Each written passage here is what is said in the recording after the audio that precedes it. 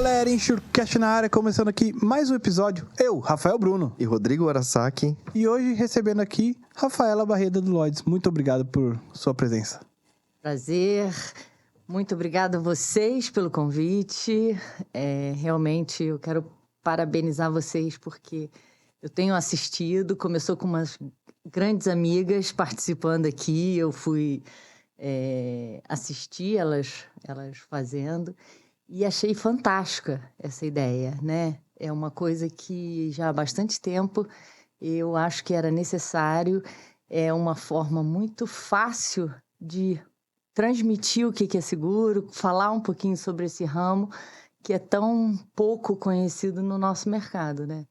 Então, assim, super prazer estar aqui com vocês e vamos bater esse papo aí. Boa. Obrigado, Rafa, por ter aceitado o convite. Obrigado. A gente tá bem lisonjeado, obrigado mesmo. E antes de começar nosso bate-papo, vamos aos nossos patrocinadores. A BRK está há mais de 15 anos no mercado de gerenciamento de risco e gestão logística, sempre focada em resultados e satisfação plena de seus clientes, se destacando no desenvolvimento de soluções customizadas com resultados positivos e constantes para seus clientes. A BRK oferece soluções tecnológicas para mitigação de riscos de roubo de carga, tais quais monitoramento de veículos, inteligência aplicada aos processos de transporte, prevenção de acidentes e sistema de gestão logística. Brasil Risk agora é BRK. Valeu! Boa, Japinha. Se você é do ramo de seguro de transporte, certamente já ouviu falar da Moraes Veleda. Temos o prazer de tê-la como nosso patrocinador. Hoje, a MV é líder de mercado no gerenciamento de risco e prevenção de perdas, sempre utilizando as melhores tecnologias, sem deixar de lado a humanização no atendimento e execução de suas atividades. A Moraes Veleda possui uma software house pronta para desenvolver aplicativos personalizados para você ganhar tempo, reduzir custos e potencializar resultados. A Moraes Veleda vai muito além das soluções habituais, utilizando sua experiência de 23 anos para estar à frente das suas necessidades. Lá eles consideram que missão dada é missão cumprida, Japinha. É isso aí, valeu MV. A LogRisk é a empresa internacional do grupo NS Tech. É a primeira empresa brasileira de gerenciamento de riscos, gestão logística e prevenção de acidentes a operar no México. Além do México, já atua também na Colômbia, Peru e Equador. Seus grandes diferenciais para o mercado mexicano são a capacidade de interação das diversas tecnologias de rastreamento em sua plataforma e uma estrutura própria de pronta resposta com cobertura nacional, focada na recuperação de cargas, acumulando o melhor resultado da região. Valeu, LogRisk. Boa, e finalizando aqui, deixando aqui mais uma indicação de livro: As polêmicas que permeiam o seguro de responsabilidade civil e a busca por uma solução, de Bárbara Bassani de Souza. Tá aqui, pessoal, mais um livro aí da editora Roncarate. Entram lá no site e adquiram o seu exemplar. É isso aí, galerinha. Obrigado aí novamente aí por nos acompanhar ao longo desse tempo aqui com a gente. Não deixe de se inscrever no nosso canal no YouTube, no InsurCast.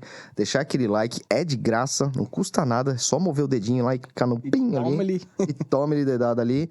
E clicar no sininho também para receber as notificações. Toda quinta-feira tem episódio novo no ar. Boa. Quer patrocinar a gente? patrocínio@insurecast.com.br. Ou não quer patrocinar, mas quer dar aquela ajuda marota? Isso aí. Tem os botãozinhos aí de valeu demais e superchat. É isso aí, galera. Obrigado. Vamos lá? Bora lá. Tô bastante ansioso, meu. E diga-se de passagem, é o berço do seguro que a gente vai falar aqui hoje, né? Fala, muito obrigado por sua presença, assim. Pra gente é uma honra enorme recebê-la aqui. Conta um pouquinho de você, pra quem não te conhece aí do mercado. Se apresenta um pouco pra galera. Com certeza, mas aí toma cuidado só para não entregar a minha idade. Então, sou casada, tenho 3 filhos com meu marido, mas a gente tem mais 2 do primeiro casamento dele, então tenho 2 enteados, tenho 2 netinhos agora, me formei em economia, fiz pós-graduação em administração e gerenciamento de risco. E comecei minha carreira numa companhia de navegação. Nossa! Transporte marítimo. Entrei trabalhando no departamento de seguros e P&I, sendo que tinha uma pessoa que cuidava de seguros e eu trabalhava com outras 2 pessoas fazendo P&I. e com uma chefe mulher, que foi a minha gurua, mentora e minha amiga até hoje, assim, excepcional, né? Eu tenho muito a agradecer a ela. E então, assim, eu tive o primeiro contato com o que seria seguro, mas de um ponto de vista externo, né? Porque P&I, isso aí a gente está falando de mais de 20 anos atrás, o P&I era todo colocado no exterior. Como eu falei, eu não me envolvia na colocação de seguros, então não lidava com o mercado brasileiro, e era tudo Londres, né? Então, e a cobertura de P&I, né? A gente fala muito com relação à proteção e indenização, né? Então, é um clube, é aquele mutualismo, são os próprios membros se protegendo. Então, assim, é fantástico, né? Cobertura para praticamente tudo, né? Dificilmente as exclusões eram bem conhecidas. Enfim, dali eu recebi uma proposta, uma promoção ainda dentro do próprio grupo para ir trabalhar no operador portuário. Uhum. Fui ser gerente de risco de operador portuário exatamente quando houve o que eles chamam de Lei dos Portos, que foi a privatização, né? Saía, então, a entidade pública que lidava com os portos no Brasil, que era a Companhia Docas, e passa a ter, então, a iniciativa privada assumindo aquela operação portuária.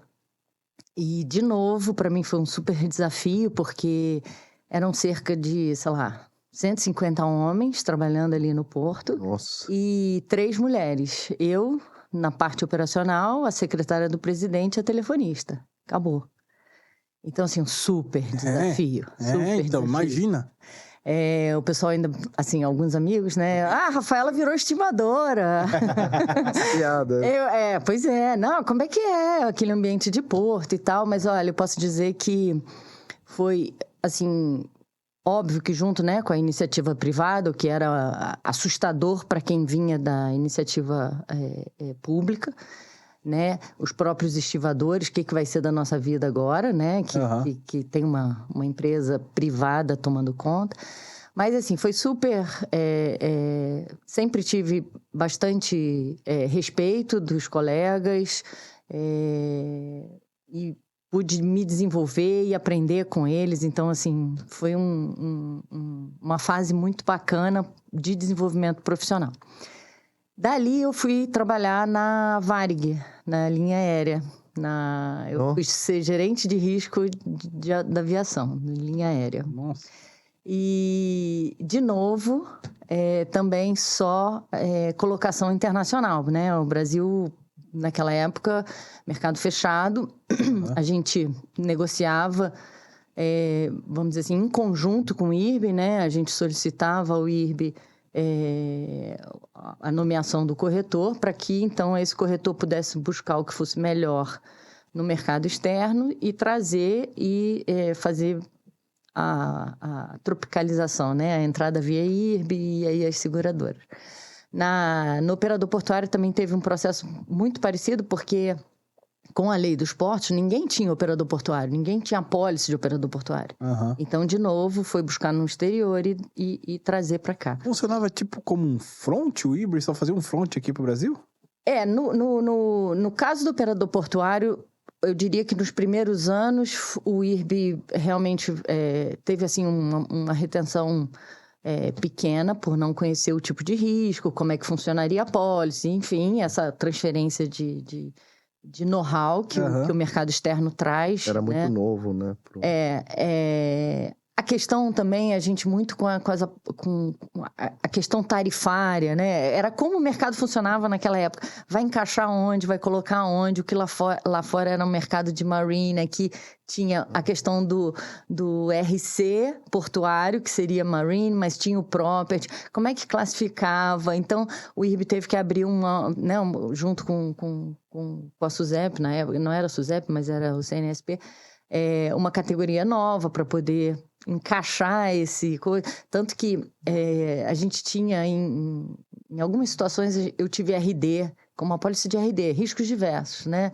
Caramba. Começou como riscos diversos e aí depois que teve a classificação, então virou operador portuário. Então, assim, e de novo, um super aprendizado, mas depois já conhecendo e tendo outros operadores privados, então começou a criar uma carteira, enfim. Aham. Inclusive com as seguradoras, né? As seguradoras, num primeiro momento, muito de...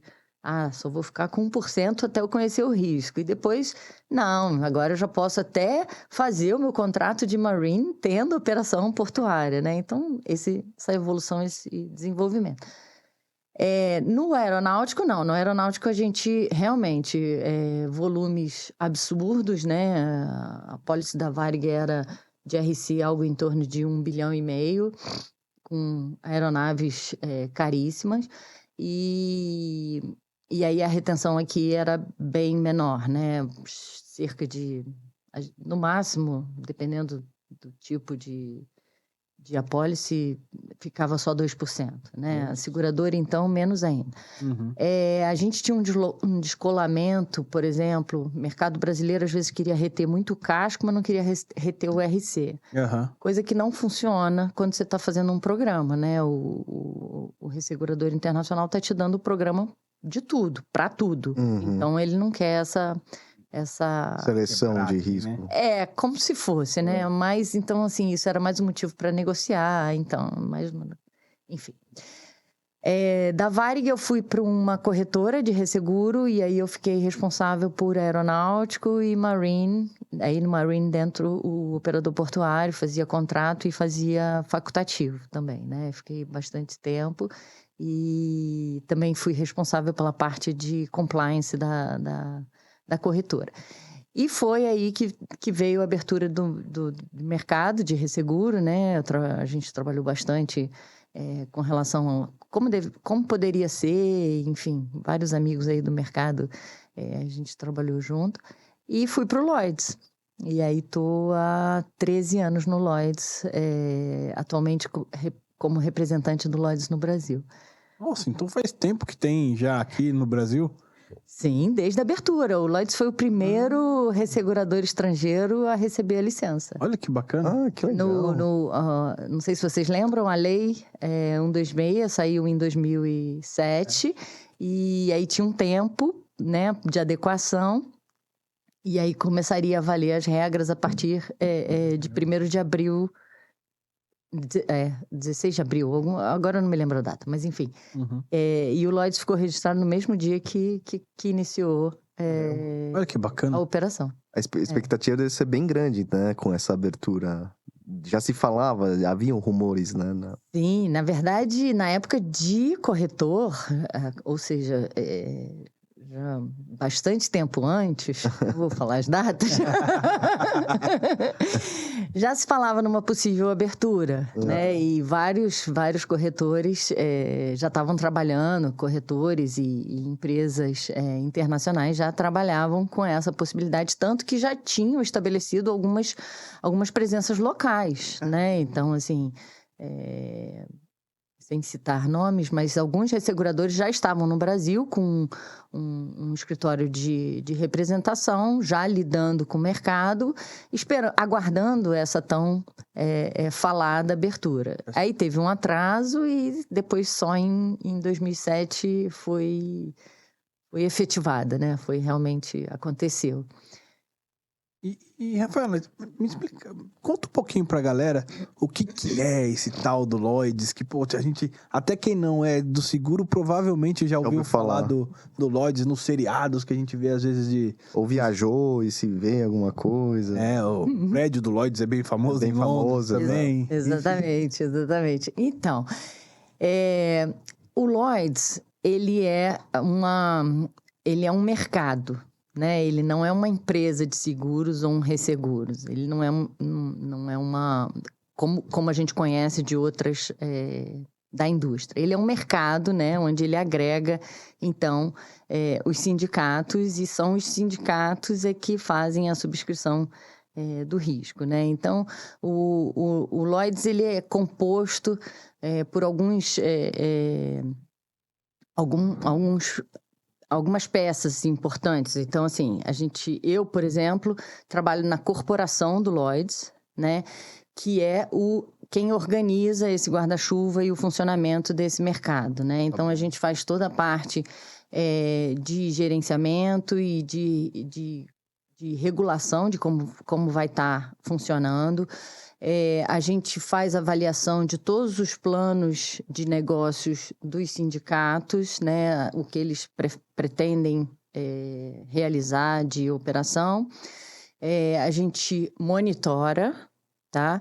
E se o sindicato não estiver cumprindo com aquele plano de negócios que foi acordado, se houver a necessidade, a corporação interfere para que coloque o trem no trilho de novo, né? Aham.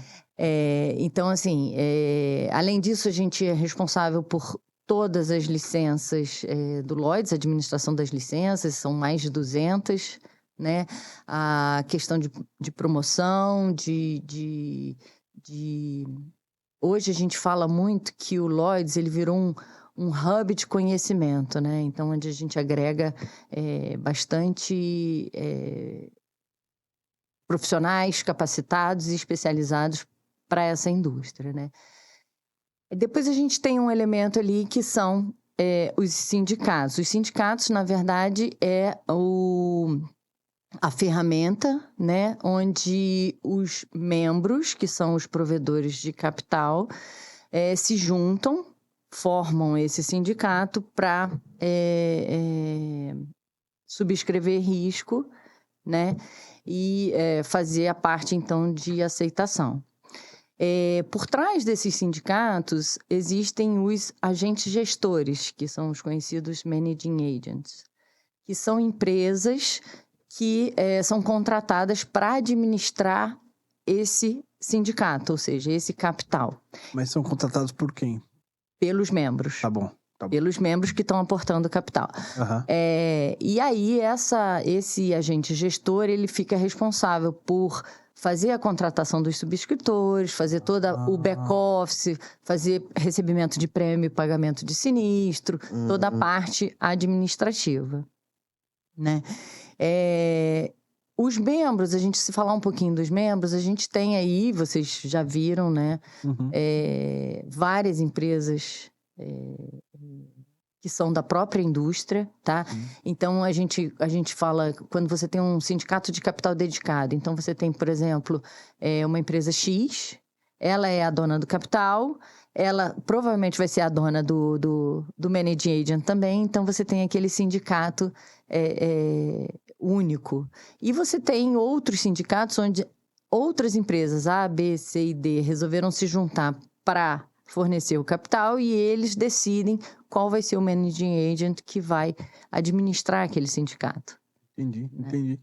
Tipo assim, existe uma empresa, a pessoa que tem o dinheiro, o capital, ele contrata uma empresa ou ele cria uma empresa para administrar essa questão do, sei lá, prêmio, sinistro que vai...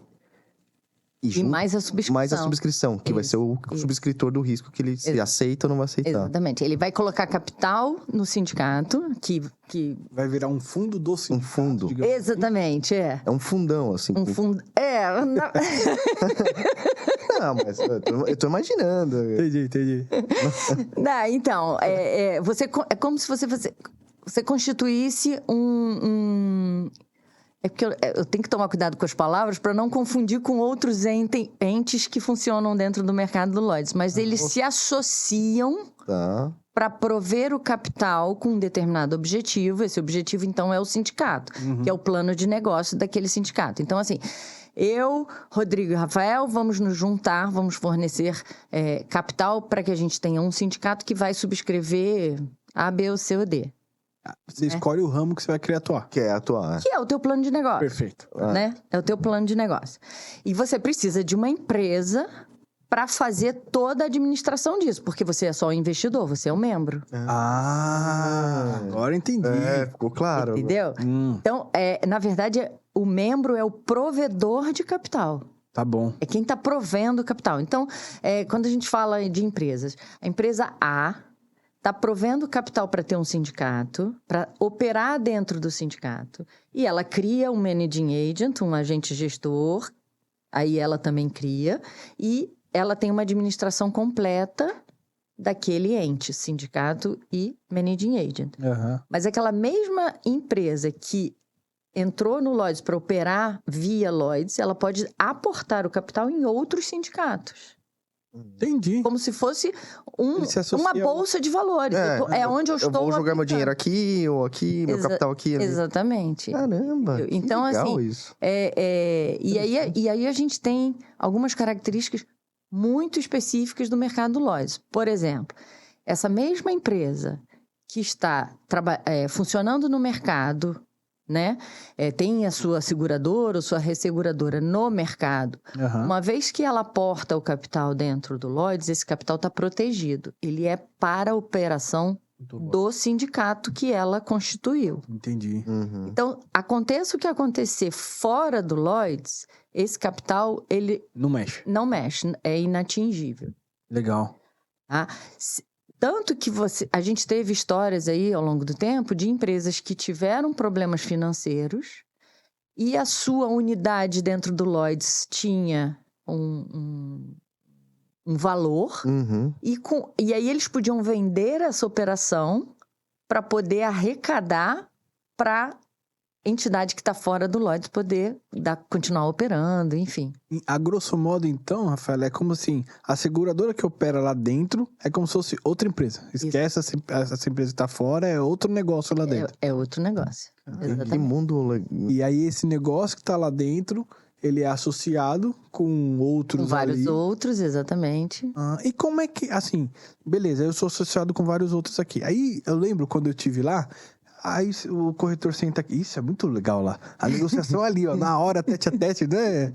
É bem O bacana. corretor que vai pedir capacidade? Ele senta aqui do lado aqui, tem uma cadeirinha ali pra Então, ele, a gente tá aqui. Tem um banquinho. Não, só É um banquinho.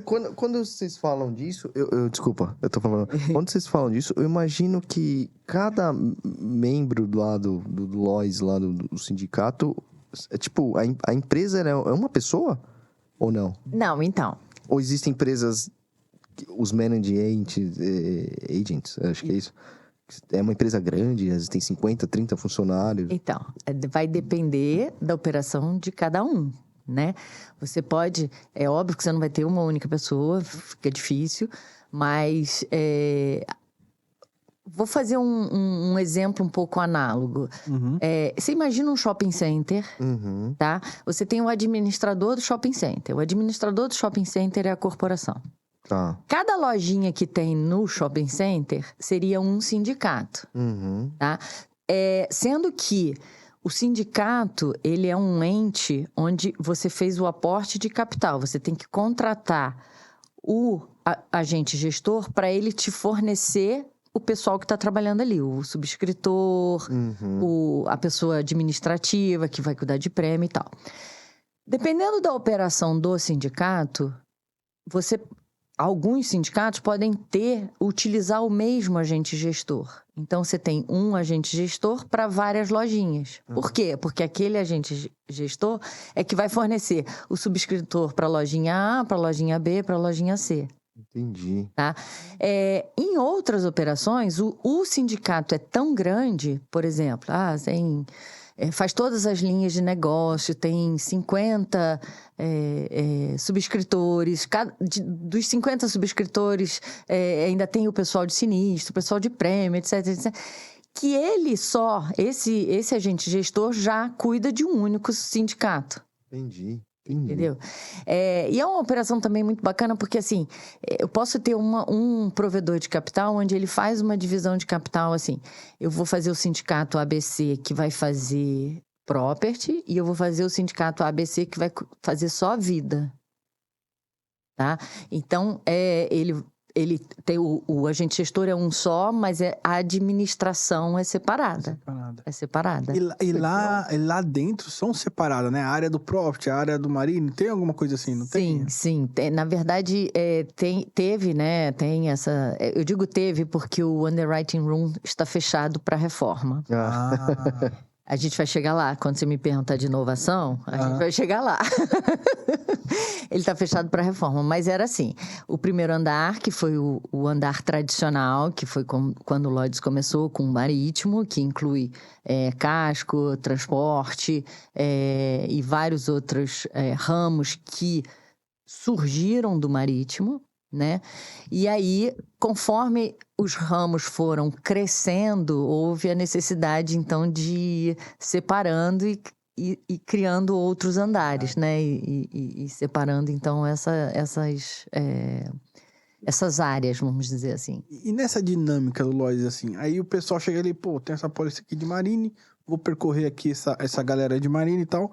Aí o cara chega lá, tal, senta ali no banquinho ali. Conta isso aí. Aí, pum, o subscritor ali analisa o risco, tal. Beleza, te dou 20% e assina ali, né? Aí ele vai correndo até completar os 100. Sério? Ele sai andando, ele fica andando, passando... Por isso, o termo corredor. Ou de repente ele... Brincando. Daqui eu só lancei, ó. Corredor. Daqui eu só lancei. Mas ele é assim, viu? Cada piadinha que você escuta, que você fala assim, vou pular da janela agora. Não, tem que avisar pro pessoal que é ele que inventa, hein, viu? Ele que tá criando uma história nova. Então, às vezes ele pode conseguir capacidade já na primeira, dependendo. Acho difícil, né? O cara Vai depender do tamanho do risco. Vai depender do tamanho do risco. Se a gente voltar um pouquinho aí, vamos falar um pouquinho do berço. Vamos. Seguro? Legal, então, isso é legal. Qual é a história do Lloyds? Porque aí você vai chegar no porquê do banquinho, porquê de alguns manterem só 20%, 30%. Então, o Lloyds, ele tem, né, reza a lenda, né? Conta a história, que o Lloyds começa numa cafeteria em 1688, então assim, muitos anos atrás, que era um lugar onde os donos de navios se encontravam para conversar sobre as suas aventuras marítimas, o que tinha acontecido e tal. E a gente tem que levar em consideração, 300 anos atrás, por que chama aventura marítima? Porque o cara simplesmente botava o barco na água e saía. Ele não sabia o que ele ia encontrar do outro lado, ele não sabia, né? Aquela história, o mundo era redondo, né? Tinha um buraco negro para cair, enfim. Uhum. Então, esse é o conceito da aventura marítima, porque o sucesso era incerto, né? Então, e esse é um dos princípios do seguro, né? A questão da incerteza. Da incerteza, da probabilidade, né? Probabilidade. E aí, num certo momento, eles começaram a discutir o que a gente hoje chama de gerenciamento de risco, né? Vamos fazer o seguinte, vamos dividir a carga, né? Você vai no seu navio, eu vou no meu navio, você me dá metade da sua carga, eu te dou metade da minha carga, a gente leva... E aí, a chance... A probabilidade aumenta na verdade, eu diria que o prejuízo é que diminui, né? Porque continua sendo uma aventura para os dois. Sim. Porém, se os dois chegarem, beleza. Mas se um só chegar, pelo menos 50% está salvo. E esse é o conceito do mutualismo, né? De você dividir e de você compartilhar isso. E aí, num determinado momento, pessoas detentoras de capital, de dinheiro, passam a ser, gostei dessa ideia de vocês, mas vamos fazer o seguinte, eu banco o risco e vocês me pagam algo em troca, o que hoje a gente chama de prêmio, né? E aí, então, olha só, eu vou bancar esse risco, eu vou bancar as proporções, né? Até... Conforme evolui essa atividade e você passa a ter, então, capitais 100% seguráveis, etc. Mas vem daí a história, né? E o Lloyds, então, ele é criado através de um ato de parlamento do governo britânico para regulamentar essa atividade dessa forma, né? Por isso que eu digo, ele não é uma empresa. Ele é um mercado regulado, né? E devidamente estabelecido pelas regras britânicas. Então, assim, esse vamos dizer assim, a beleza desse mercado, que se tornou, ao longo desses 300 anos, um lugar onde qualquer pessoa que tivesse um risco novo, ou uma novidade, ou algo inusitado, apresentava para aqueles subscritores, eles, né, esse risco aqui, eu acho que eu consigo segurar 10%. Aí, vai ali no meu colega do lado e ele vai ter um apetite um pouquinho maior do que o meu. E aí, que a gente chama de mercado seguidor, né? Então, você tinha aquele especializado, que acaba dando os termos e condições, e você tem os mercados seguidores. Então, o corretor, quando entrava ali para oferecer determinado risco, ele já buscava, primeiro, o subscritor especializado. Para falar, olha, eu tenho um risco assim, ele funciona assim, ele está assim, por isso o banquinho, porque era o tete-a-tete, né, para poder explicar. É um mercado de pessoas, então, assim, você precisava conversar. E aí, depois, o corretor saía atrás, então, do mercado seguidor, os mercados que apostavam na competência e na capacidade daquele. O primeiro. Primeiro, isso. E entravam vamos dizer assim, Aí já não muda mais condição a partir dali, né? Não. E por isso vem aquele monte de stamp. Porque era assim, o especialista deu a condição e os outros vão seguir porque acreditam na caneta que ele tem. Então, assim, o Lloyds ainda tem muito disso. Muito, muito disso. Inclusive, assim, falando de 300 anos, de empresas que estão fora do mercado do Lloyds e perguntam, né? Tem um sindicato do Lloyds subscrevendo, então eu vou seguir porque... Tem uma chancela ali, né? Eu confio na capacidade dele, né? Então, é muito por aí. E aí a gente fala, esse apetite do mercado do Lloyds, né? Inclusive é o propósito que a gente defende, que é compartilhar risco, né, para criar esse mundo mais corajoso, mais resiliente, mais inclusivo. Então, assim, vamos olhar para o que está acontecendo e vamos oferecer solução, né? A gente tem aí, ao longo desses anos, o Lloyds foi pioneiro em várias áreas, né? Primeira apólice de automóvel, primeira apólice de aeronáutico, de satélite, até os de hoje em dia, drones, risco cibernético, economia compartilhada, carros autônomos. Então, assim, tudo acaba surgindo dentro desse mercado. E fora os inusitados, né? Que vocês devem ter já ouvido falar, né? A perna de um jogador, o sorriso de alguma atriz. Surgiu no Lloyds? Eu achei que tivesse algum brasileiro louco. Não. Tem vários exemplos, exemplos. Legal. Então, assim, coisas emblemáticos, né? Por conta desses 300 anos, coisas emblemáticas. A apólice de vida dos Beatles, a apólice do Titanic. Ficava lá exposto, né? A apólice do Titanic. Fica lá, que mais, assim, bem emblemático? O World Trade Center também foi. A P-36 do Brasil. Então, assim, alguns riscos bastante... São muitos fundos, são muitos sindicatos lá para você gerar um... Porque, assim, os riscos que eles acabam analisando são muito vultuosos, né? Em sua maioria, né? O Lloyds é procurado para se dividir riscos gigantes, né? Então, o mercado do Lloyds, ele tem diversos tipos de licença em vários locais. Então, se você falar basicamente da Inglaterra, ele faz de tudo, seguro e resseguro. Inclusive, seguro de automóvel. Direto, sim. Pode ser. Pode ser. Eu tava pensando que era só resseguro. Não, você vai ter sindicato que faz só seguro de automóvel. Entendeu? Mas você vai ter também os sindicatos que fazem só os riscos vultosos. E aí, os sindicatos que têm resseguro também. Tem lá, não sei se você reparou, nos andares você tem, por exemplo, um sindicato que está no andar de Marine, mas ele também está no andar de Aviation, ele também está no andar de Property, ele também está no andar de resseguro, porque ele é o que a gente chama aqui de multiline, né? Ele tem vários apetites, né? E isso tudo é feito com esse plano de aprovação que é revisto anualmente, né? Então, assim, o ciclo do sindicato, ele é anual.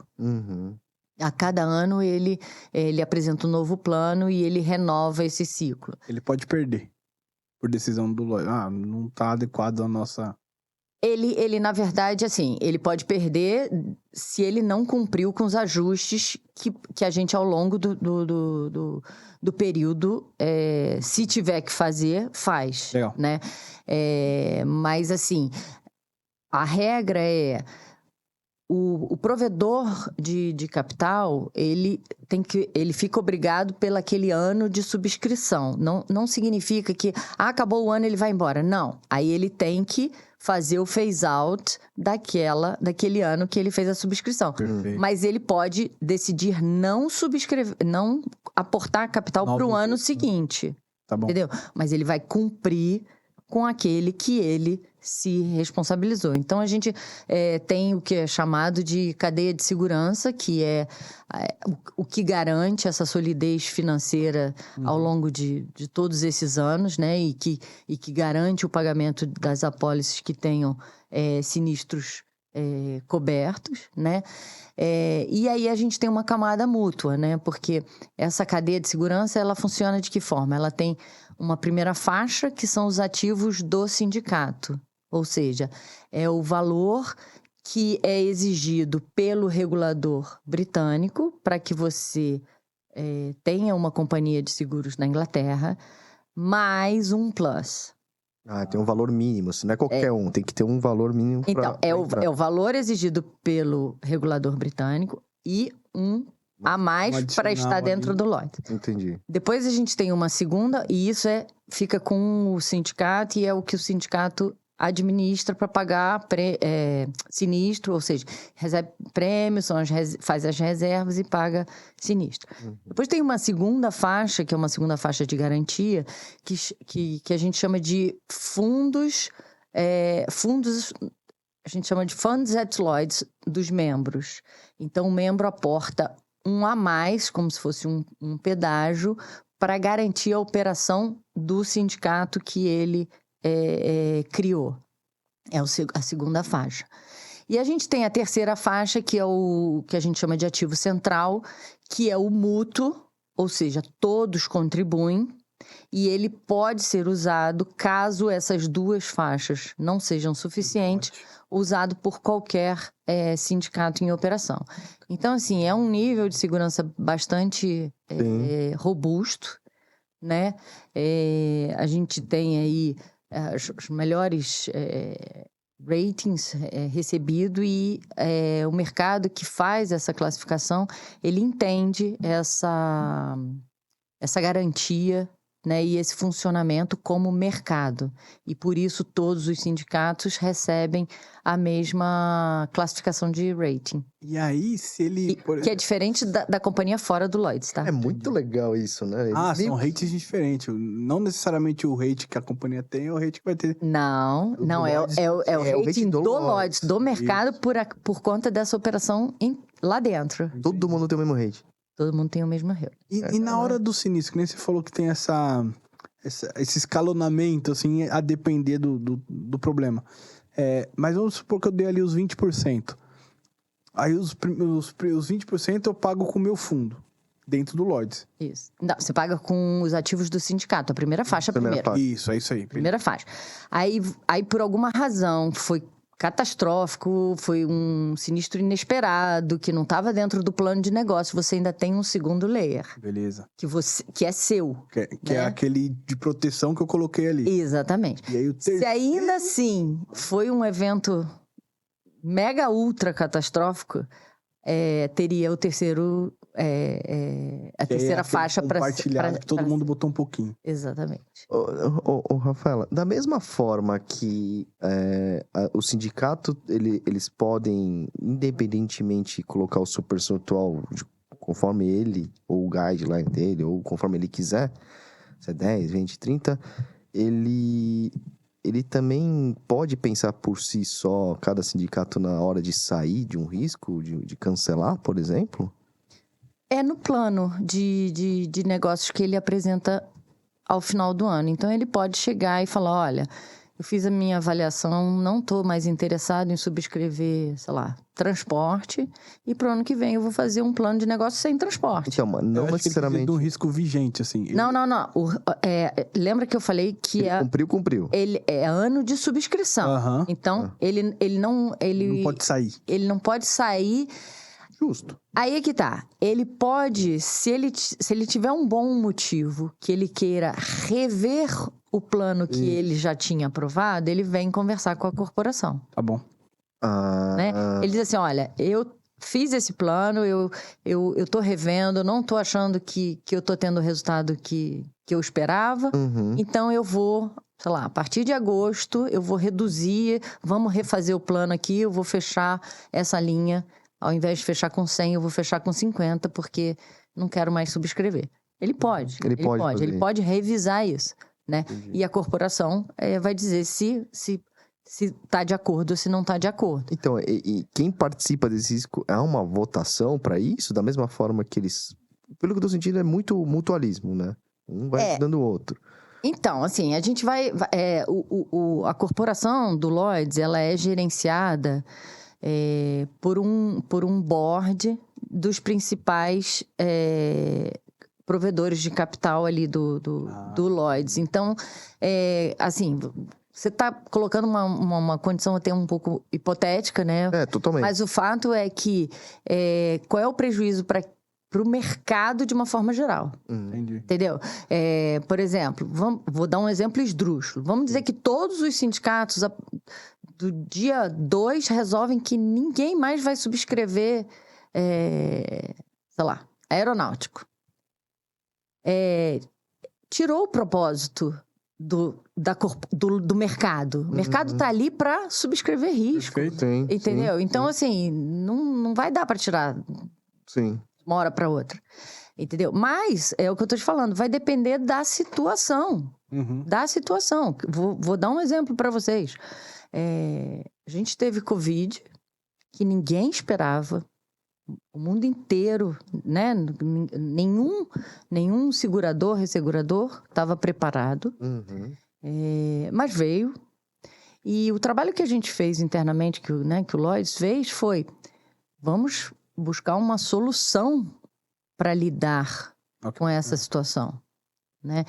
E uma das coisas que foi feito foi... a gente fez uma alocação de capital separada para a Covid. Então, juntou todos os membros levantou-se todas as exposições para não prejudicar o funcionamento do restante do mercado nas outras linhas. Fez uma separação. Olha que bacana. E aí fez um aporte de capital específico para a Covid. E tanto que a gente tem, quando você olha o resultado do Lloyds na internet, você tem lá resultado com e sem Covid, né? Porque foram resultados distintos. Porque era um evento que não fazia parte do dia a dia da indústria naquele momento. E logo depois a gente veio guerra da Ucrânia. Pois é. Uma porrada atrás da outra, né? E aí, de novo, isso aqui é uma condição que está também separada do nosso dia a dia, então vamos tratar de forma separada. Então, assim, eu te dei você fez uma pergunta de uma coisa que a gente não pode hoje, do jeito que o mundo está e do jeito que os riscos estão, a gente nem pode dizer que nunca acontecerá. Verdade, né? verdade. Mas... a gente, dentro do Lloyds, o pessoal que faz aprovação de plano de negócio tem formulado situações, assim, estressado ao máximo essa quantidade de capital necessário por conta disso. Por incerteza mesmo. Exatamente. As coisas estão mudando muito. Vamos criar aqui o pior cenário. Ó, você viajar, assim, brainstorm, assim. Pois é, você pensa assim, a gente vai ter 3 furacões, a gente vai ter uma guerra, a gente vai ter uma pandemia, a gente vai ter uma invasão alienígena. A gente vai ter aquilo. Estressou bastante. Qual é o capital que a gente tem que proteger, que a gente tem? Só para você ter uma ideia, a gente hoje tem, o nosso índice de solvência central é de 412%. Tá? Nossa. A gente tem mais de 100 bilhões de dólares em ativos, né, contando as 3 faixas. Caramba, cara. Então, assim, e isso foi um trabalho bastante árduo, né, no mercado, onde nos últimos anos o mercado do Lloyds reviu todos os planos de negócios, todas as carteiras que estavam sem resultado, a questão de precificação errada, proteção errada, porque a corporação olha tudo isso, né? O sindicato, ele tanto subscreve como ele também compra proteção para ele, né? Então, o plano é completo. E aí fizemos a revisão disso tudo, foi feita a revisão disso tudo, para poder trazer mais robustez, né, para enfrentamento dessas novas questões. Né? Tá bem preparado, né? Assim, não para, né? Não para. Então, toda a revisão do plano de negócio. A gente está agora com foco muito voltado na questão de resultado, né? Então,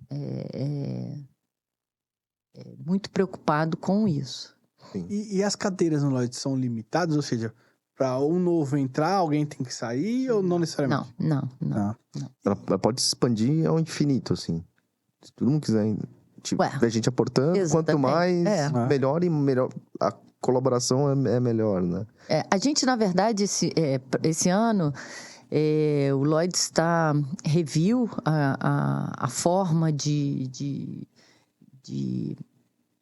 como empresas podem participar do mercado como provedores de capital. Então, agora, inclusive, tem um mecanismo bem mais fácil de você, por exemplo, aportar capital num sindicato que já está em funcionamento. Sendo investidor somente. Exatamente. Legal. E Rafaela, como é que funciona o Lloyds nos outros países, assim? Porque lá em Londres tem todo esse formatinho aqui que a gente conversou bastante. No Brasil, ele vem para o Brasil, como é que é o modelo de atuação aqui, enfim? Então, como eu falei, o Lloyds foi o primeiro ressegurador estrangeiro a se cadastrar quando teve a abertura do mercado. Num primeiro momento, o registro foi como admitido e naquele momento a regulação exigia uma presença local, escritório, a questão do depósito em nome da SUSEP, cumprimento com algumas regras, emissão de relatórios e tal, porque havia inclusive uma restrição para segunda categoria, que era terceira categoria, que era do eventual, de acesso aos negócios, né? Então, os eventuais tinham acesso limitado e por conta disso, então, como o Lloyds e vários outros resseguradores queriam ter um acesso maior, a grande maioria se cadastrou como admitido.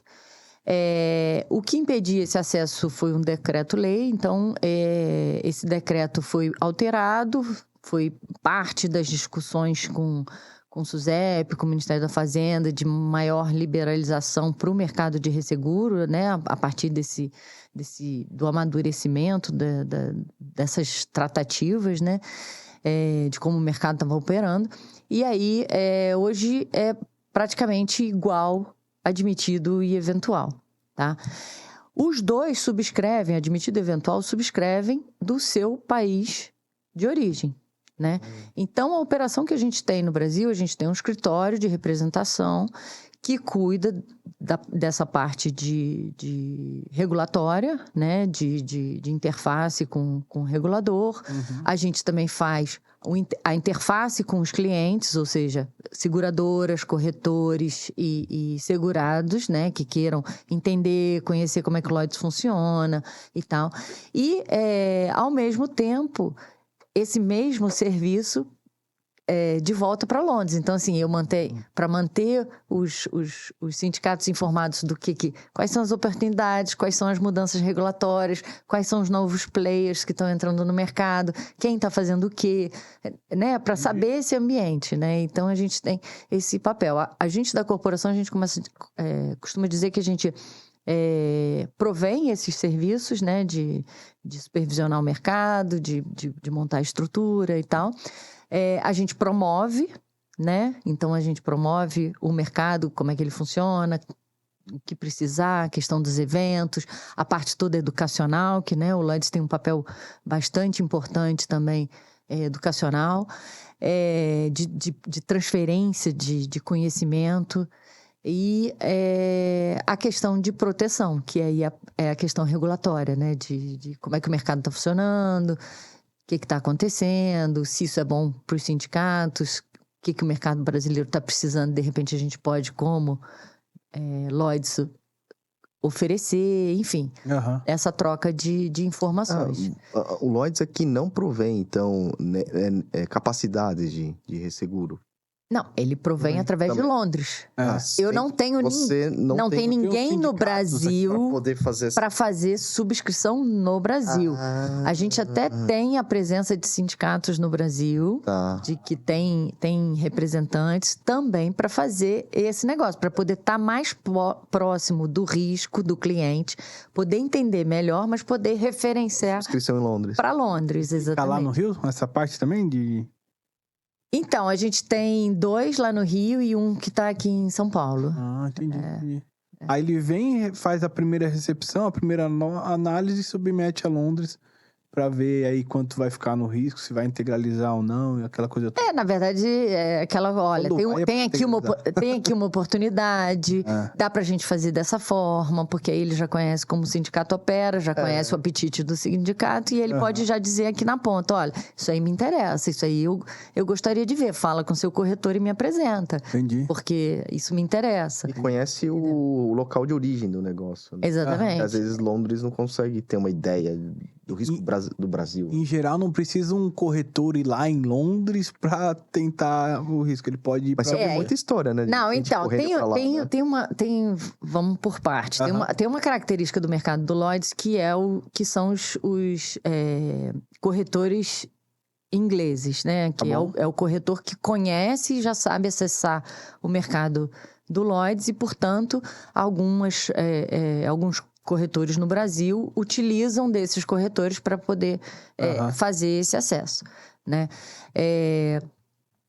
E aí a gente tem uma regra no Brasil que você só pode fazer resseguro com um corretor de resseguro brasileiro, que é registrado pela SUSEP. Então, normalmente você vai ter a cedente com um corretor de resseguro brasileiro e fazendo contato com o corretor inglês para poder fazer o acesso ao mercado do Lloyds.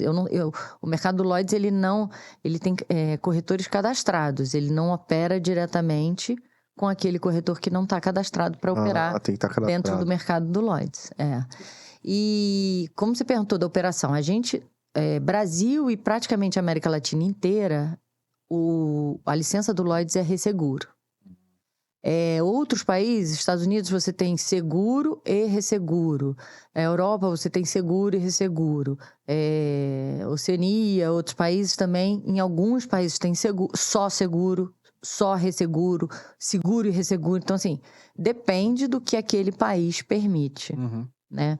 Então, não é todo mundo igual nesse aspecto. Entendi. Né? E a questão das visitas é exatamente para poder aproximar os mercados. Então, assim, você tem um risco em que sabe que você precisa de capacidade, sabe que você precisa de uma policy tailor-made, que você precisa de características muito específicas para o teu risco. E aí você faz essa visita para que você possa encontrar com o máximo possível de subscritores que possam ter interesse na tua pólice. Né? Então, você faz uma apresentação e muita gente chama de roadshow, né? Você vai lá fazer uma apresentação da empresa, do risco, de como é que é. Na minha época de aeronáutico, não só eu ia para lá, como o subscritor líder vinha para o Brasil. Então, ele conhecia o risco de cabo a rabo, né? Ele vinha, conhecia, a gente mostrava. Eu vi aí em diversos episódios de vocês aí a questão das inspeções. Não, o subscritor vem para ver mesmo. Ah, legal. Para ver a operação, para conhecer, para saber a característica do país, para entender um pouco. Porque isso também, eu acho que faz parte de todo esse aprendizado, né? A gente, quando você tem uma operação, como por exemplo do Lloyd's, onde você recebe risco do mundo inteiro, você tem uma noção muito grande, um conhecimento muito grande de como aqueles riscos se comportam, né? Então, na maioria das vezes, e sempre países bastante sofisticados em termos de cultura de seguro, né? Ou seja, você tem lá uma planta, o dono daquela planta faz um investimento, faz toda a parte operacional, vai funcionar 100%. Aí ele fala assim, não, mas peraí, eu preciso transferir parte do meu risco desse funcionamento, eu preciso ter proteções para que eu não jogue fora todo o investimento que eu fiz. E aí você vem, a cultura de seguro, você faz a transferência de risco. Ou seja, o risco é dele. Ele foi lá e botou dinheiro. Então ele fala assim, agora de que forma eu posso comprar proteções de transferência de risco, né? E aí o segurador trabalha muito com a parceria no sentido de olha, isso aqui dá para fazer, isso aqui tem que melhorar, isso aqui... vamos botar uma franquia dessa, vamos ver como é que o risco funciona e depois, se for o caso, a gente ajusta. Então, funciona muito nesse aspecto. Quando a gente olha aqui para o nosso país, a gente tem uma situação, primeiro, durante muitos anos, a gente teve aí produtos muito engessados, o que a gente chamava de produtos de prateleira, ou seja, era igual para todo mundo. E você só trabalhava custo, né? Então, se você tem tudo igual, eu vou ficar com mais barato. E eu não tenho outra opção, então eu continuo ficando pelo mais barato. Hoje, quando a gente tem um pouquinho mais de liberdade, e eu não sei se vocês acabam praticando isso, porque isso aí quando eu falo cultural, é a consciência da pessoa, do povo que vive ali, né? Então, por exemplo, hoje com conhecimento, e por isso que eu acho muito bacana o que vocês estão fazendo, porque é a única forma que a gente tem de levar esse conhecimento, né? Que a própria SUSEP tem feito também muito, que é a questão da educação financeira. A gente está falando de educação financeira, perfeito, né? Então, como é que você protege a sua poupança? Então, assim, eu fiz um investimento na minha casa, por exemplo, tá? Coloquei lá as minhas placas solares. Quando eu fui buscar o meu seguro residencial, eu falei para o meu corretor, eu falei, olha, eu quero proteção para as placas, porque eu investi nessas placas. Ah, mas isso não tem na cobertura, não. Não tem produto para isso ainda, não. Eu falei, como assim, gente? Como não tem produto? Já é uma realidade aí e tal, né? Entendeu? Como não tem produto? Aí vem o corretor. Olha, eu consegui numa seguradora, mas Rafaela, olha só, o preço é esse, tá? Eu falei, tá bom, mas eu tô cobrindo... Aí você faz aquela comparação, eu falei assim, eu tô cobrindo exatamente o que eu preciso cobrir, né? O que adianta eu pagar R$10 para ter um seguro de caneca, se a caneca também custa R$10 e eu compro outra caneca, né? Compensa. Então, isso é educação financeira, né? E aí... Depois, já no ano seguinte, já tinha mais produtos e tal. E aí, você fala, aí acorda e... Então, assim, enquanto o comprador de seguro não mudar a forma como ele compra seguro, você acaba tendo só prateleira mesmo, né? Mas isso é difícil ainda de mudar essa vamos dizer, consciência, porque é uma relação de consumo, né? Aham. De produção e consumo. É necessidade, né? Se você só produz laranja e eu quero comprar laranja, eu vou comprar com você. Beleza, Agora, se eu não quero laranja, eu também não compro com você. Entendeu? É sempre assim. É mais ou menos assim que funciona. Então, assim, a mesma questão com automóvel. E óbvio que o seguro, se a gente colocar um pouquinho mais, o seguro é serviço. Então, não é só o que você está se protegendo, mas é o que você vai receber depois. Então, por exemplo, a gente vê aqui muito... eu quero receber 10 cotações. Por que você quer receber 10 cotações se você sabe que só aquela seguradora tem time, tem capacidade financeira, tem especialista para cobrir o risco que você precisa? Para que você quer as outras cotações? Né? E, de novo, você vai fazer a cotação, tá bom, então veio a mais barata. Mas aí você vai fazer com ela só porque é mais barata, e aí na hora que tiver o sinistro, ela não tem capacidade financeira para pagar teu risco, ela não sabe nem regular o teu sinistro, o time dela não sabe nem quem é você. Entendeu? Então, assim, essa relação, essa consciência que eu acho que a gente não tem, né? não tem e precisa ter. Precisa ter, inclusive como pessoa física, né? Eu vejo muito isso. Por exemplo, quando você vai pro seguro de vida e previdência e seguro-saúde. Eu preciso ter uma empresa... Primeiro, não estou querendo morrer hoje. Então, eu preciso ter uma empresa que, pelo menos daqui a algum tempo, vá continuar ali para poder me devolver aquele investimento, né? Seja no caso, por exemplo, da Previdência. Uhum. O seguro de vida é aquele, né? A empresa tem capacidade, se acontecer alguma coisa, para poder me bancar. E o seguro-saúde também é no final do serviço, ou seja, eu preciso ir a médico, eu preciso fazer exame, eu preciso... Ele está me atendendo, entendeu?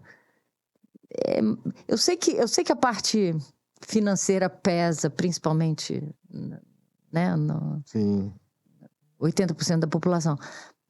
Mas quando pergunta assim, qual é o percentual de penetração do seguro no Brasil? Baixíssimo. Né? Baixíssimo. Mas por quê? Porque é o que você falou da necessidade. A educação financeira é tudo, zero, consciência. Que se eu causar um dano ao outro, eu tenho que arcar com aquele dano e por aí vai. É cultural, mistura na minha opinião, uma questão cultural. Por quê cultural? Porque talvez a gente não tenha tido tanta necessidade de acionar, de ter perdido alguma coisa, diferente de uma Europa que passou por guerras, tem até as catástrofes naturais são diferentes. A gente não tem... O mundo está mudando. O Brasil agora está sofrendo muita coisa. Tem tufão, furacão no sul do país, coisa que não tinha uns 15, 20 anos você não ouvia falar. E eu acho que a questão financeira. Junta tudo isso e é por isso que eu acho, né? Que é por isso que não tem tanta penetração assim. Acho que as coisas estão mudando. Eu acho que a partir do momento... Eu acho assim... Muitas pessoas, infelizmente, sentem na dor, né?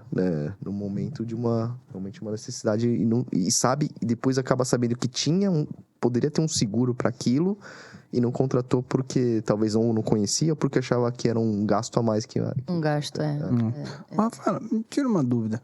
O Lloyds sempre foi pioneiro em diversos ramos e etc. Muitas vezes a empresa só encontra, né, possibilidade de seguro para aquele risco no Lloyds. Como que você vê essa questão da inovação do Lloyds? Até hoje a tecnologia se movimentando bastante. Como que o Lloyds está agregando isso também, enfim? Bom, então vamos lá. Você já falou, inovação sempre foi o Lloyds. Era inovação, você vai para o Lloyds. Era inovação, vai para o Lloyds. O que a gente tem feito muito é a questão de inovação de processos. Então, como eu mencionei, o Underwriting Room está em reforma. Ele vai se tornar um Underwriting Room híbrido, né? Então você vai ter a parte toda tecnológica ligada lá no banquinho. A gente fala, a gente não vai deixar de ter o banquinho. Vai excluir a gravatinha? Do... O banquinho tem que fazer parte do negócio, né? Mas assim, necessidade da inovação, da tecnologia nessas relações. Então, o que antes era um papel que você tinha que carimbar, hoje você tem uma plataforma digital que faz isso eletronicamente e que faz o tracking de tudo. Então, assim, dia 1, o corretor mandou a submissão pedindo termos e condições. Dia 2... o sindicato respondeu com os termos e condições, o percentual e o valor. No dia 3, e uma subjetividade. No dia 3, o corretor cumpriu com a subjetividade e recebeu. Então, você faz o acompanhamento disso tudo. Antigamente era tudo papel e tal. Uhum. Então, assim, essas inovações e essa digitalização está acontecendo. E com relação a processos, né? Então, a gente está melhorando bastante a questão de processos, inclusive na parte de sinistros, de pagamento de sinistros. Sinistros, inclusive, que podem ser pagos automaticamente com a utilização de inteligência artificial, né? Você cria lá os parâmetros, aconteceu, a máquina confirmou, você acredita na conta do segurado já a indenização. Legal. Ele não precisou nem pedir o sinistro. Tá? Então, isso é uma parte. A outra parte, assim, o Lloyds exatamente promoveu, né, através do Lloyds Lab, que é uma incubadora, a oportunidade de empresas que têm tecnologia e produtos inovadores de fazerem apresentação para o mercado do Lloyds, passarem um tempo com sindicatos e corretores para poderem testar se aquele produto tem funcionamento, se eles têm interesse e se vai ser efetivo. E aí o próprio mercado do Lloyds fica com aquele produto e utiliza nos seus processos, né? Ou se forem produtos novos, oferecem os produtos, oferecem capacidade. Mas, assim, a gente não está limitado, o Lloyds Lab não está limitado só ao mercado do Lloyds, porque a empresa pode chegar ali, fazer o teste do produto dela, ter sucesso com relação a essa inovação que ela está promovendo e oferecer para uma outra empresa de mercado. Então, assim, a gente está exatamente promovendo novos talentos e novas tecnologias e novas ideias, como eu falei, num hub, né? Uhum. E aí, assim, já saíram várias soluções desse processo de inovação, né? Os riscos paramétricos que vocês já ouviram falar, então, assim, e tem vários para várias coisas, sempre, a grande maioria relacionado a questões climáticas, né? Então, tem para enchente, tem para seca, tem para alagamento, tem para falta de sol, tem para falta de vento.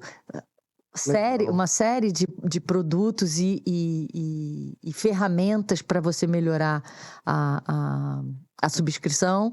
A questão também de utilização de tecnologias para melhorar não só o processo de subscrição, mas como o processo de pagamento de sinistro. Então, você tem lá as análises via satélite, de localização, de posicionamento do risco, inspeções feitas remotamente, né? Através de satélites, você faz a inspeção naquele risco, avalia, e depois remotamente, através de satélite, você faz o pagamento do sinistro se acontecer.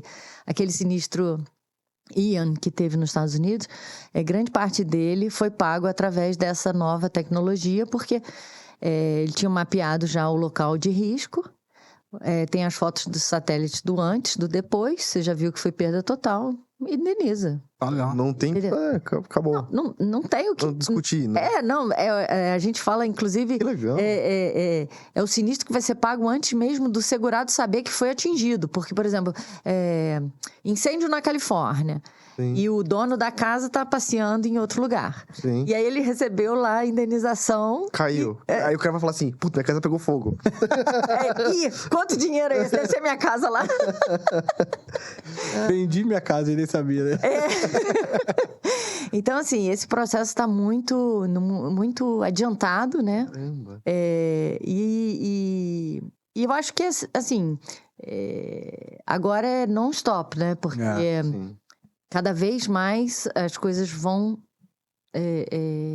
aumentando essa necessidade de atualização, né? Porque a gente agora tem a questão da inovação, mas também a própria inovação é atualizada, né? Então, você tem um produto hoje, ele funciona hoje, amanhã mudou alguma coisa, aquele produto não funciona mais, você já tem que dar uma avaliada nele e fazer... né? Acertar.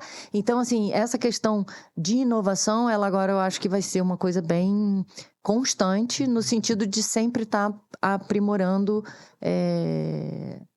as soluções. Só não pode perder o charme do Lloyds.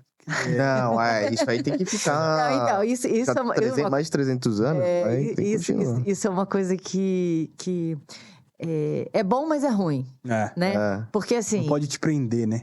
Não, e assim, você tem toda a questão da tradição, da história e tudo, mas você tem que acompanhar o mundo como ele está. Então, esse é o grande senão de empresas que são centenárias, né? De você estar sempre acompanhando sem manter a tua essência, né?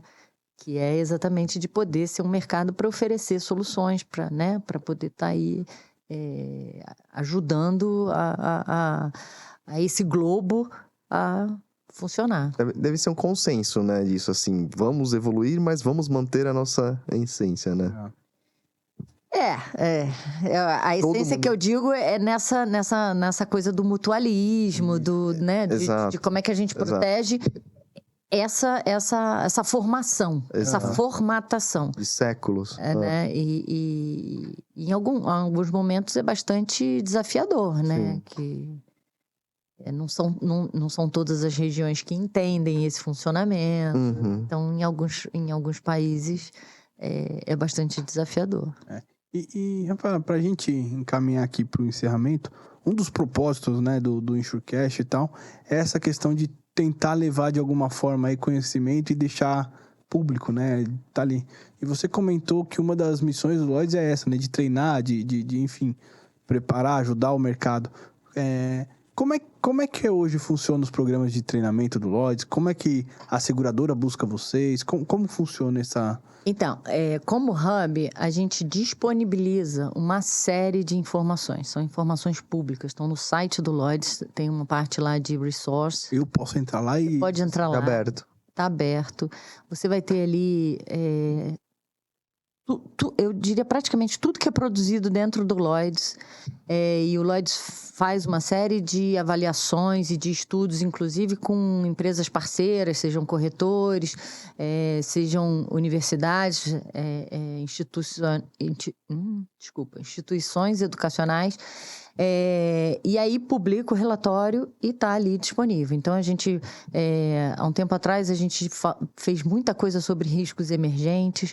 A gente já fez muita coisa sobre o insurance gap, ou seja, onde está faltando cobertura de seguro, quais são as cidades que estão em risco. A gente, em um desses estudos, a gente colocou a pandemia como um risco que teria consequências e quais seriam consequências. Então, assim, já tinha sido avaliado essa possibilidade. Sim. Sim. Nossa! Então, isso tudo está disponível, uma série de informações estão à disposição.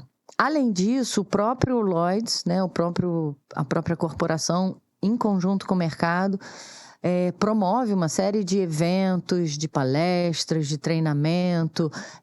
A gente dá treinamento para broker, a gente dá treinamento para regulador, a gente leva, né, regulador uma vez por ano para o Lloyds para falar sobre o Lloyds, para mostrar o que está acontecendo e tal.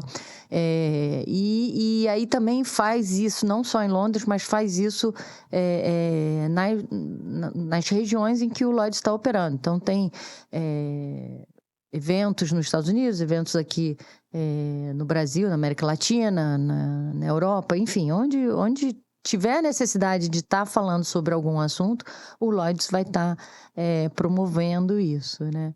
Okay. Então, a gente faz essa divulgação e esse é o nosso comprometimento. E fora os programas que a própria empresa tem com relação a atrair talentos para esse mercado. Então, a gente tem muita parceria com escolas, com...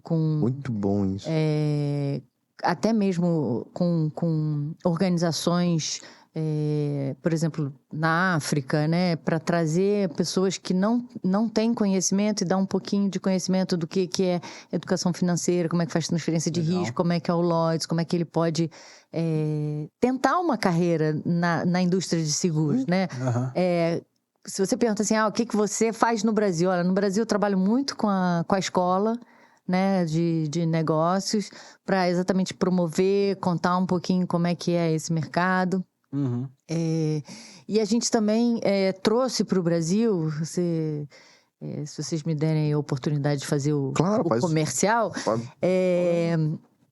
o Festival da Diversidade e Inclusão, é o chamado Dive-In Festival, né? Que já é um festival é o 9º festival desde 2015.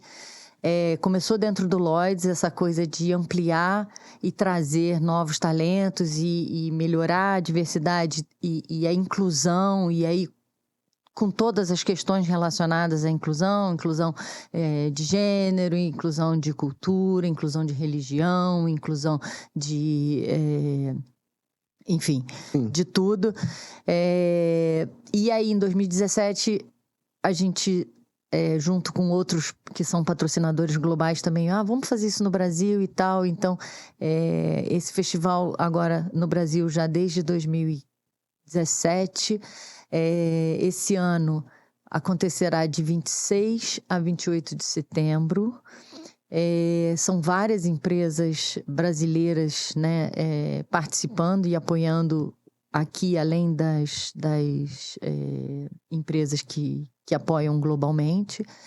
E é para tratar desse assunto e melhorar dentro da nossa indústria essas relações e poder fazer com que os funcionários possam se sentir à vontade para poder oferecer o seu melhor na hora que estão trabalhando, porque a gente sabe, né? Você podendo ser você mesmo, você consegue produzir melhor, você consegue ter mais ideias e poder ser mais autêntico no que você está fazendo.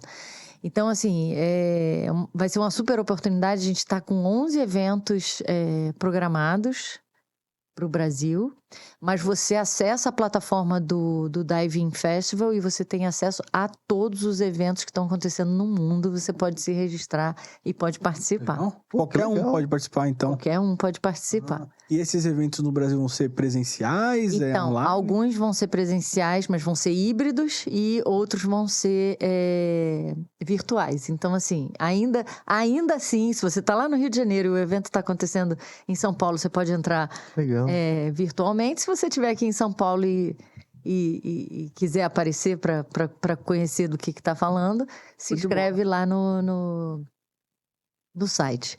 Vai ficar disponível a partir de 1º de setembro. Parabéns. No site do Lloyds? Não, no site do Dive-In Festival. Dive-In Festival. Galera, Dive-In Festival. .com. Boa. Dive-In Festival. A gente vai botar aqui. Show de bola. Caramba, Só uma curiosidade. Aí passou muito rápido, gente. Vai, né? Só uma curiosidade. Existe algum museu do Lloyds, assim, em algum lugar do mundo? Então, a gente tem... Lá no prédio do Lloyds, a gente tem o Old Library, que é um espaço, né? E a gente tinha ali no Underwriting Room o que a gente chamava de Nelson's Collection, que era do navio, E aí, recentemente, o Lloyds contratou uma... Fugiu o nome agora.